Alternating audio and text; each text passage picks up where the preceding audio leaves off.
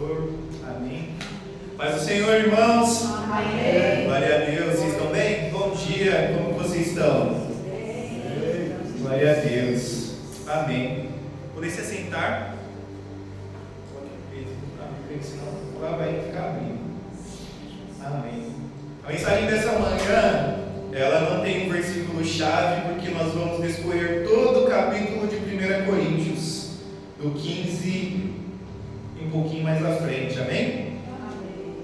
Hoje vai ser uma pregação barra estudo, porque o Senhor ministrou algo no meu coração que eu acho necessário para todos nós aqui.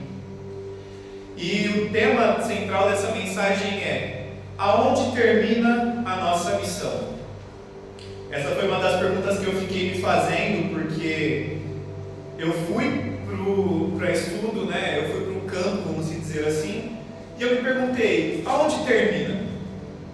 Né? Porque eu fui, voltei agora, quero voltar de novo, mas aonde ela vai terminar? Aonde que deságua a água desse rio? E eu fiquei me perguntando isso, e então o Senhor me ministrou muito acerca de 1 Coríntios 15, e nós vamos ler. E eu vou trazendo um pouco dos versículos junto com vocês. Amém?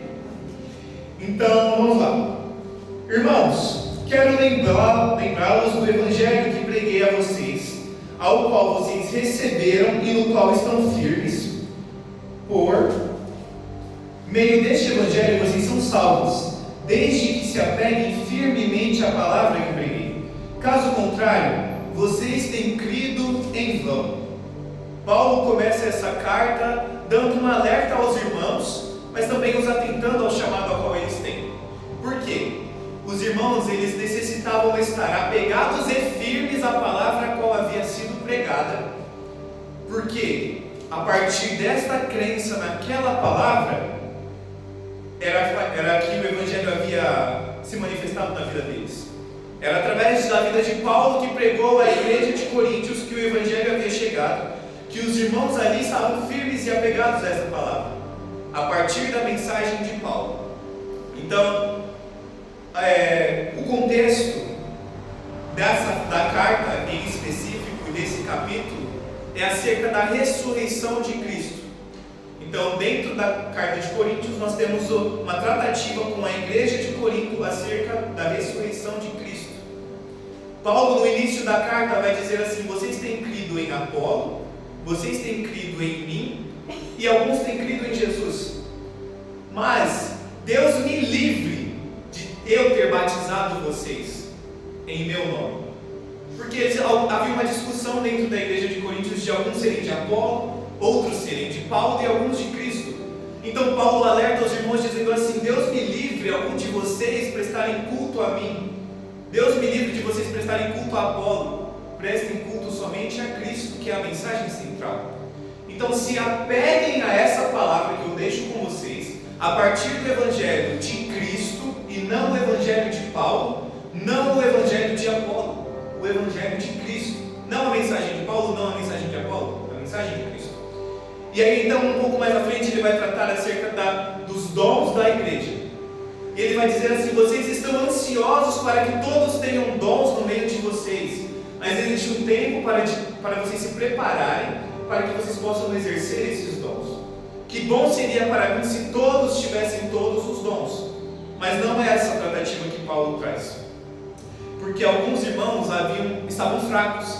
Então Paulo vai dizer assim: eu preciso alimentar vocês com um alimento igual uma papinha de criança, eu preciso alimentar vocês com o leite, porque entre vocês ainda há alguns fracos que precisam de um alimento mais fraco, um alimento mais diluído, para que possam compreender a Cristo.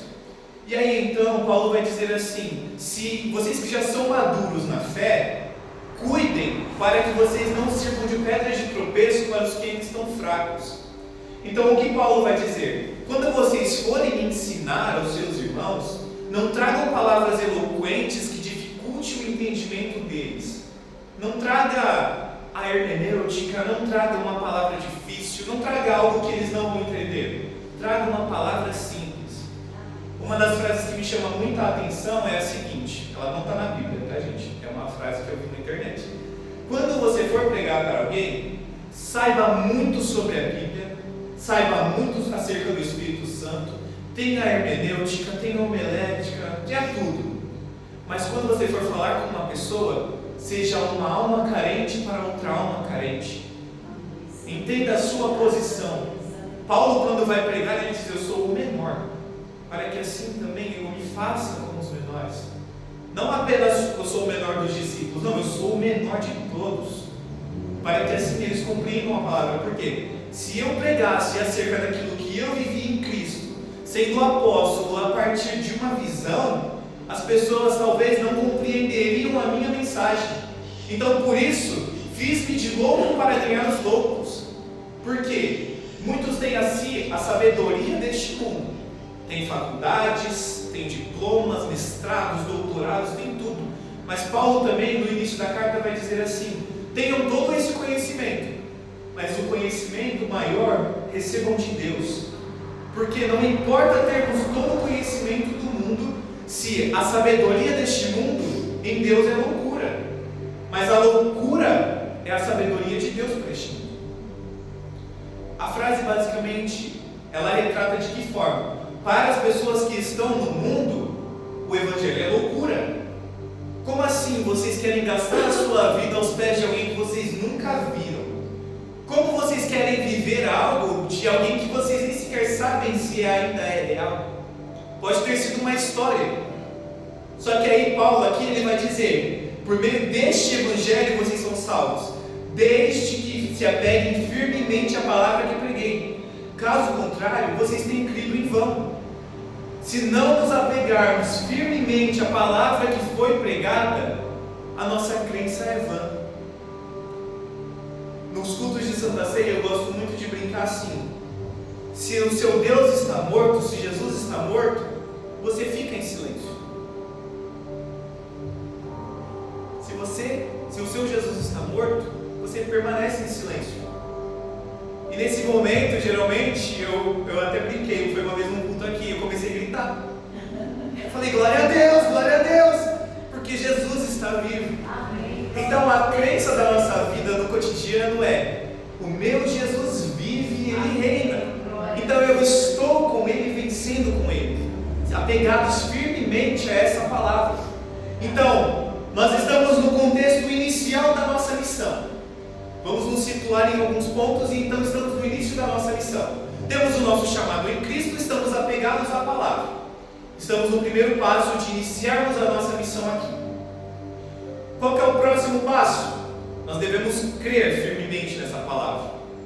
Porque quando formos pregar, quando formos para algum lugar ministrar o Evangelho, é necessário que estejamos firmes no alicerce que é Cristo. Um pouco antes, Paulo vai dizer assim: o alicerce sendo Cristo, sobre ele construa as vossas obras. Alguns constroem a sua obra em bronze, outros constroem em prata, alguns constroem em feno. Porém todas as obras são provadas pelo fogo, não a fim de reprovação, mas a fim de uma aprovação mediante a prova. Por quê? Se você constrói a sua obra em ferro, em cima do alicerce que é Cristo, se a obra é provada pelo fogo, ela permanece. Porém, obras construídas de forma vã e inútil, sendo feno, provadas pelo fogo, são destruídas. Vocês concordam comigo? Então, o que seriam as obras provadas pelo fogo no ferro? Obras que têm Cristo em sua base, obras a qual Cristo é glorificado e a qual Ele se manifesta, não pelo nosso próprio eu, mas por Cristo. Uma das obras construídas pelo ferro que eu posso dar de exemplo para vocês é ajudar a comunidade local. Você ajuda a comunidade pregando o Evangelho de uma forma. Um exemplo que eu posso dar muito simples: comunidades aqui em São Paulo não têm acesso à cultura, é muito raro. O que o governo quer fazer então? Vamos levar cultura de alguma forma para esses locais. O que a igreja deveria estar fazendo junto? Vamos também para podermos pregar o Evangelho. Levaremos cultura, mas faremos a mais, levaremos o Evangelho junto, não apenas a cultura. Porque o acesso à educação é regrado nesses lugares. São poucas as pessoas que conseguem ficar muito tempo na escola, porque logo precisam trabalhar para gerar o sustento para casa. E então, quando nós levamos o Evangelho a partir da cultura, fazendo uma missão local, nós geramos uma obra de ferro. nós sejamos uma obra de fé, porque é uma obra que pode permanecer. Talvez nós não fiquemos até o fim daquela obra ali, mas é uma obra que permanece. Agora eu vou trazer para vocês o contexto de uma obra de fé. Fomos na mesma comunidade, levamos a cultura e falamos: Jesus te ama, e saímos. Jesus ama. Eles sabem que Jesus ama. Mas o que eles têm após isso que eles podem utilizar no restante da sua vida? Porque uma mensagem que podemos pregar, que é Jesus te ama, sem prestar um serviço à comunidade, ela também é vã. Obviamente devemos pregar o amor de Jesus, mas existem pessoas naquele local que precisam de uma cura, existem pessoas naquele local que precisam de uma palavra amiga. Uma das coisas que a gente aprendeu na Jocum é que você não precisa só pregar, você precisa ouvir. Muito mais do que você só chegar numa pessoa e falar assim: Jesus te ama, Jesus te quer, vamos para a igreja, é você sentar com aquela pessoa, ter um tempo de qualidade e falar assim: me conta a sua história, me conta o que dói no seu coração para que eu possa te ajudar em oração. É você se interessar por outra pessoa. Então não basta apenas o Jesus te ama, é necessário que você tenha interesse genuíno pelo seu próximo. Amar o teu próximo como a ti mesmo é você pensar assim: se eu estou no lugar daquela pessoa, eu também iria querer ser ouvido, eu iria querer que entendessem a minha história também. E aí então a gente vai ter aqui o próximo contexto. Pois o que primeiramente lhes transmiti foi o que recebi de Cristo, que Cristo morreu pelos nossos pecados, segundo as Escrituras, foi sepultado e ressuscitou no terceiro dia, segundo as Escrituras. E aí então Paulo vai trazer que ele apareceu a Pedro, depois aos 12, e ele traz todo o contexto cronológico de quando Jesus apareceu. Então, Paulo transmite uma mensagem à igreja de Coríntios. Qual que é essa mensagem? Jesus Cristo foi crucificado, ele morreu e ressuscitou. Então aqui a gente tem o que nós devemos fazer na missão.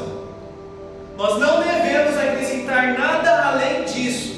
Devemos pregar a verdade da palavra, sendo: Jesus Cristo morreu, ele foi crucificado pelos nossos pecados e ressuscitou. Então, existe uma prosperidade nisso? Existe, mas ela não é o foco central. Porque o objetivo central de Cristo não é você ser próspero financeiramente. O objetivo central de Cristo não é que você tenha fama, dinheiro, luxos. O objetivo central é que você seja salvo.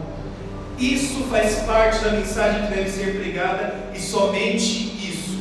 Se sairmos disso, o quão triste nossa vida vai ser, porque estaremos pregando uma falsa verdade, estaremos pregando uma mentira.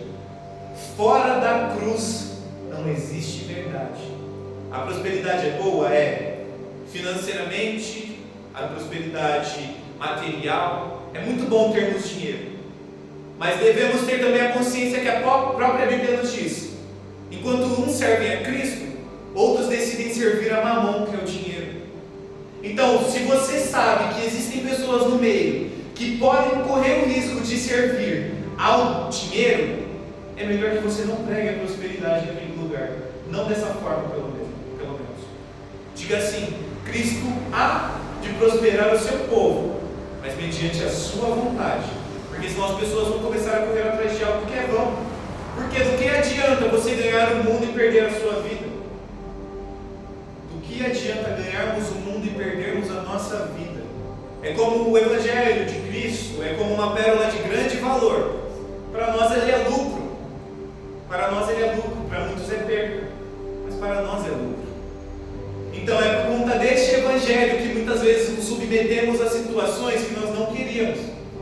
Mas aí também aqui Paulo ele vai dizer que o Cristo, sendo Filho, ele se submeteu à vontade do Pai, porque nele estavam debaixo dele todas as coisas, mas Cristo ainda assim se submeteu a Deus, sendo maior, para que nele subexistisse todas as coisas. Então Cristo, sendo supremo, sendo 100% homem e 100% Deus, se submeteu à vontade de Deus, para que nele fossem realizadas todas as coisas. Por que na nossa vida nós ainda insistimos tanto em fazermos a nossa vontade? Por quê? Quando Deus nos chama, ainda insistimos em colocar pedras de tropeço. É Essa é a pergunta que eu comecei a me fazer quando eu li essa carta.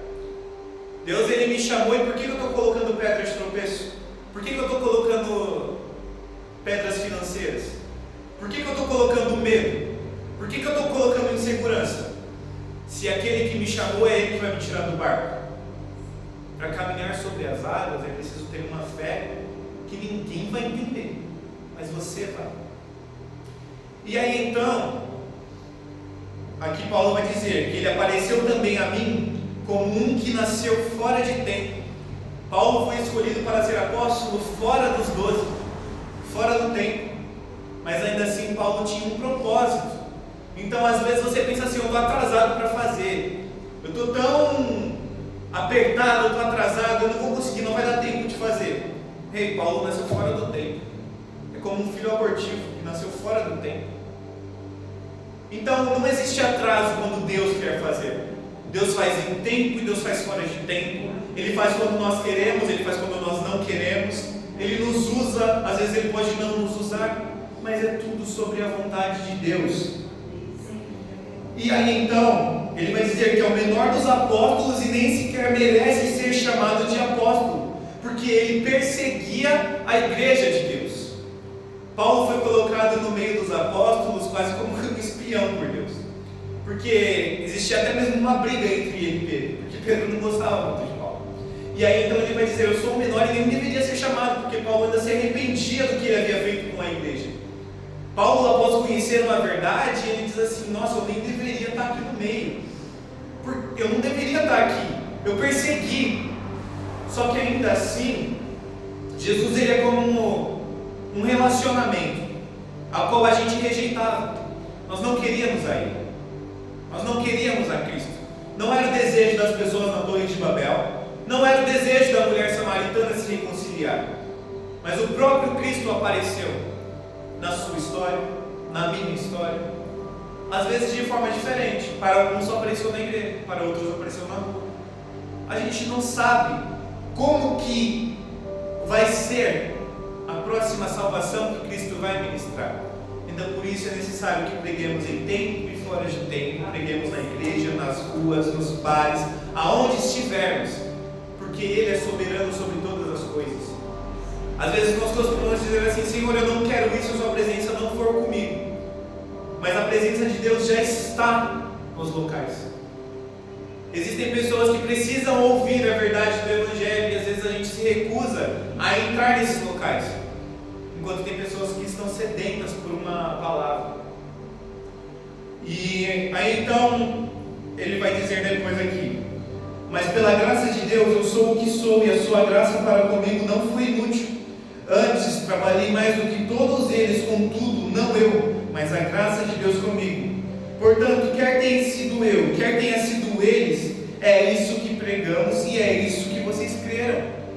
Pode ter sido a pregação dos apóstolos, pode ter sido a pregação, seja lá de quem for, pode ter sido a pregação até do endemoniado de Gadarena. Foi uma verdade ministrada e é isso que basta, e é nisso que devemos crer, que Cristo morreu, ressuscitou e vive para todo sempre. Por quê? Ora, se está sendo pregado Cristo ressuscitado dentre os mortos, como alguns de vocês estão dizendo que não existe a ressurreição dos mortos?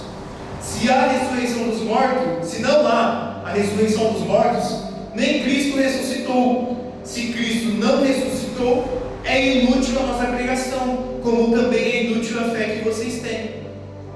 Se no nosso cotidiano nós vivemos uma vida crendo que Jesus não ressuscitou, às vezes a gente pensa assim, não, eu acredito que Jesus ressuscitou, mas ainda para nós é difícil se desprender de algo material. Às vezes é difícil nos desprendermos do nosso medo, é difícil nos desprendermos do nosso ego, é difícil nos desprendermos das coisas que para nós já são a verdade da nossa vida. Então Paulo vai dizer, se isso não é verdade no meio de vocês, a fé é inútil, porque é necessário que cramos que Cristo ressuscitou. Se Ele ressuscitou, Ele já venceu. Ele não vai vencer, Ele já venceu. Porque podemos dizer assim, eu acredito muito que Jesus ressuscitou, mas às vezes quando chega uma conta eu fico com medo do dinheiro não dar, porque eu vou ter que dar o dízimo. Às vezes eu fico com medo de dizer assim: Deus, eu acredito muito que você ressuscitou, mas eu não consigo sair daqui para ir para um outro estado para pregar a tua mensagem. Porque eu vou ter que ficar desempregado, eu vou ter que ficar sem trabalhar. Mas Cristo ressuscitou, não ressuscitou? Se Ele ressuscitou, Ele já venceu. Então já não se trata mais sobre o que nós fazemos, se trata sobre Ele. Existem pessoas que vão, existem pessoas que ficam, obviamente. Então aí, a partir de agora, é entender o seu chamado e entender o que Deus tem para você. Deus já me falou que eu tenho que ir, talvez você tenha que ficar. Nós precisamos de pessoas também nas igrejas locais para cuidar do povo que a gente envia. E aí então, aí Paulo vai dizer, porque se nós somos essas pessoas que acreditam que Cristo não ressuscitou no nosso cotidiano, nós não pregamos essa verdade, nós somos falsas testemunhas de Deus, pois contra eles testemunhamos. Imagina só, você está dizendo para Deus assim: Deus, eu não acredito no que você está falando, eu não acredito que Jesus ressuscitou, porque não faz sentido para mim. Eu acho que eu preciso mesmo é pela força do meu braço. Eu acredito que só vai vir se eu fizer. Eu acredito que eu que preciso mover os céus e terra. Isso é um falso testemunho contra Deus, porque estamos acreditando que a força do nosso braço é capaz de fazer algo, e não a força de Deus. E às vezes é por isso que nós adoecemos, sabia? Às vezes ficamos doentes porque acreditamos que é sobre nós, que nós temos força, que nós temos competência. Uma frase que me marcou também foi assim: às vezes nós precisamos que os nossos filhos façam faculdades, que se tornem doutores, que tenham diplomas, que façam tudo o que esse mundo convém para adquirir sabedoria, e inconscientemente estamos mandando poliglotas formados para o inferno, porque decidimos que apenas a sabedoria desse mundo basta. É uma verdade que dói, porque por muito tempo na minha cabeça era assim: eu preciso adquirir conhecimento para me tornar o melhor da minha profissão. Até que um momento eu digo para vocês que Deus me matou. Deus me confrontou e me matou. Porque até quando eu ia viver a minha verdade? Até quando eu ia viver que para mim bastava se eu estivesse bem? Até quando? Os caras da Torre de Babel, quando eles foram construir a torre, eles disseram assim: vamos construir uma torre para que todos fiquemos juntos, não nos separemos e o nosso nome fique famoso no mundo. Construiremos uma torre tão grande que chegará ao céu. E qual que tinha sido a missão que Deus tinha dado para eles? Espalhem-se. Vão e espalhem-se. Essa foi a ordem inicial. Então às vezes nós perdemos a direção da nossa vida por uma confusão, porque a ordem de Deus é espalhem-se, vão. Estamos dizendo assim: vamos ficar porque o nosso nome precisa crescer. O nosso nome precisa ser grande. Preciso ser o melhor na minha profissão, preciso ser o melhor no meu trabalho, preciso ser o melhor na minha escola, preciso ser onde for. E então Deus confunde a nossa mente para que possamos focar os olhos nele e fixar nele, porque Ele é quem nos dá a direção.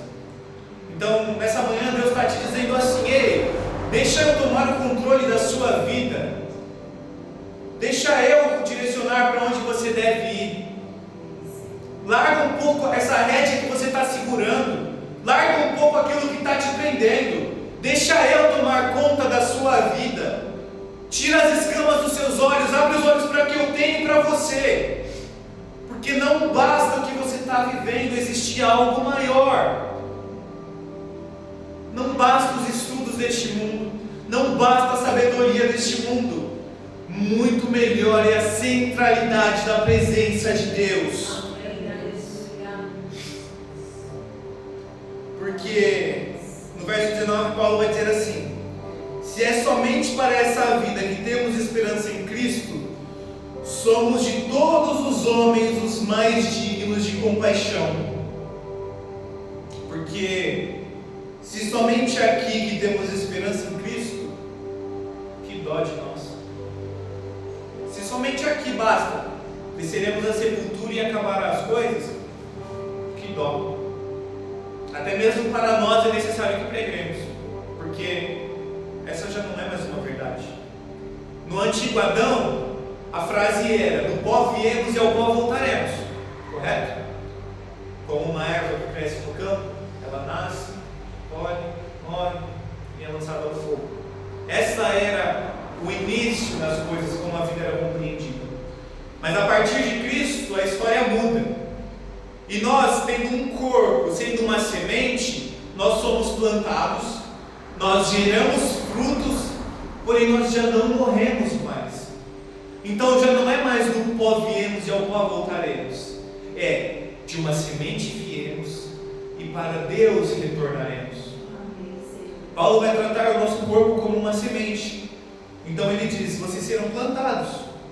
Então ele não nega a verdade de que iremos morrer um dia. Ele não nega essa verdade. Mas ele diz assim, não acaba aí. Pois como uma semente vocês gerarão frutos. É importante que tenhamos testemunho capaz de gerar frutos. Só que também ainda não acaba na geração dos frutos. Ela acaba em Cristo. É em Deus que essa missão acaba. Então, como árvores, nós devemos gerar frutos. E a mensagem não deve parar em nós. E eu vou contar uma ilustração para vocês. Ela vai ser bem rapidinha, eu prometo, para a gente já finalizar. Amém? Eu vou precisar deixar o microfone aqui. Eu espero que todos me ouçam. Então, vamos lá. Todos me ouvindo? Sim. Legal.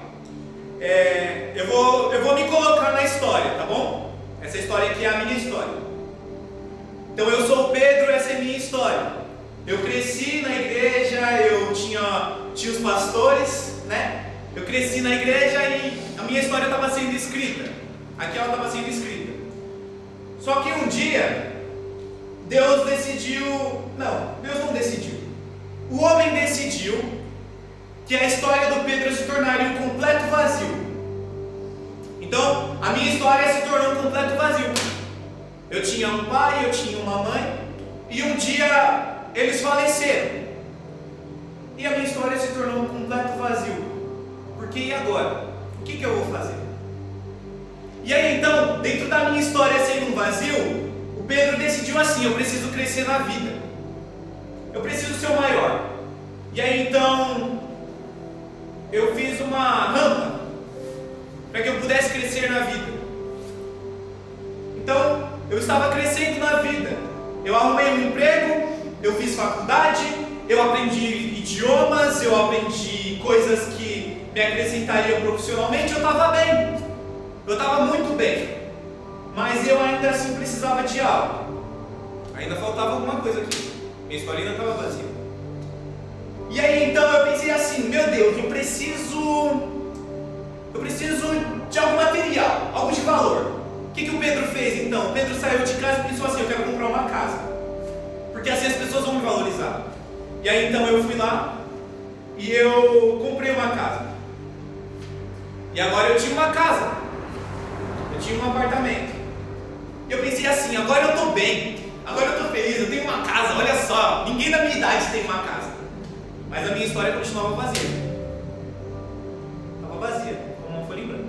Eu tinha uma casa, mas a história continuava vazia. E aí então eu pensei assim, acho que ainda não está o suficiente, eu preciso crescer mais, eu preciso de mais. E então eu comecei a construir outra rampa. E dentro dessa rampa eu comecei a querer subir mais na vida. Então eu queria crescer de qualquer forma. Então eu preciso estudar mais, eu preciso trabalhar mais, eu preciso correr atrás do dinheiro, eu preciso de mais coisas. Então eu fiz outra rampa para subir na vida. Mas a minha história continuava vazia, como uma folha em branco. Até que um dia surgiu um desejo e eu fiquei com muita vontade de viajar para Portugal.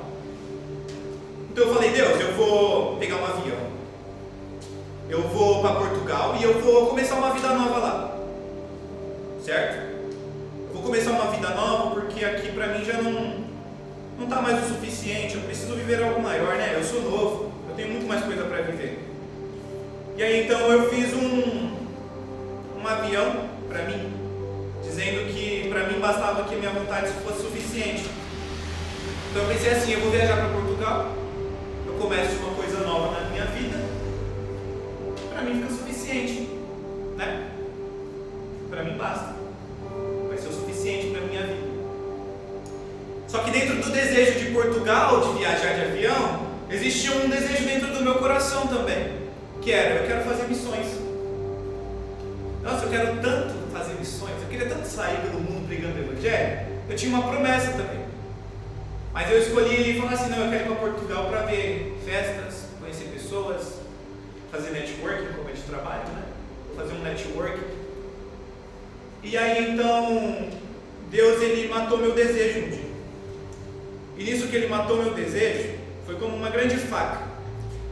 Porque eu falei assim, Deus, eu estou cansado. Eu não quero mais viver nada disso. Eu quero que a minha vida acabe. E naquele dia eu digo que eu morri. Porque eu perdi toda a vontade de viver que eu tinha. Porque o meu desejo ainda continuava bastando em festas. O meu desejo continuava bastando na mentira que eu vivia. Para mim eu estava super bem. Só que eu ainda era escravo de algo que eu nem sequer imaginava. Porque Deus era pai, mas Deus nunca foi um pai que escraviza seus filhos. Na minha cabeça eu estava vivendo algo que eu não queria, né? Eu não queria estar na igreja na minha cabeça. Eu não queria viver essa verdade. E aí então um dia o Pedro conhece uma garota. E essa garota diz assim, Pedro, tem uma coisa legal para você fazer. Já que você está com tanta vontade de viajar, faz assim, ó, vai ter uma escola missionária de férias. Vamos lá para Curitiba e você conhece um pouco mais de Deus e você conhece um pouco mais da missão. Eu estava morto, não estava? Meu desejo estava apagado. Algo reacendeu no meu coração. E aí então eu pensava assim, nossa, agora finalmente vai. E foi. Cheguei em Curitiba com um desejo de conhecer mais de Deus. E aí então eu pensava assim, meu Deus, eu preciso já sair fazendo tudo. Mal sabia eu que os primeiros dias seriam como uma prensa que esmaga uma azeitona a fim de fazer azeite. Porque eu fui esmagado, eu fui triturado, mas Deus ainda tinha um objetivo. E eu digo que enquanto eu fui esmagado, é como uma prensa, o diamante ou outras coisas que precisam sofrer pressão para que possam conhecer a sua verdadeira essência. E aí então, foram dias passando, tivemos experiências, tivemos todas as coisas. E chegamos na aula de paternidade. E agora? Pedro está com a vida vazia, está vivendo, mas ainda faltava aula. E aí então, no dia da aula de paternidade, disseram para mim assim, Pedro, você sabia que na agenda de Deus não havia escrito nada sobre o que aconteceria? Você sabia que o que as pessoas fizeram não diz sobre quem você é? Muito pelo contrário, você é filho de Deus. E aí eu entendi por que eu estava vivendo uma vida que não era completa. Porque eu havia posto Cristo no lugar que não pertencia a Ele. Deus havia se tornado distante de mim porque eu havia o colocado numa caixa como se Ele fosse limitado. Mas Ele não é. E aí então, um belo dia Jesus, nessa aula, me estende a sua mão. Só que como um bom pai, Ele volta de braços abertos para mim. E eu me recordo do sacrifício da cruz. E como um bom pai, Ele me chama de volta para um propósito maior. Então, agora já não é mais sobre o que eu sou capaz de fazer, não é sobre o meu estudo, é sobre Ele. É a vontade dEle. E eu posso perder a minha vida, porque hoje em dia eu tenho uma convicção que ainda assim eu a ganharei em Cristo. Amém? Então guardem essa mensagem no coração de vocês, eu espero que tenha sido edificante. Vivam uma verdade baseada na ressurreição de Cristo. E vivam a verdade de um bom pai presente, porque essa é a realidade. Jesus nunca afastou o seu braço, Ele não afastou a sua mão, Ele permanece de braços abertos para todos nós. Amém? Deus abençoe, queridos.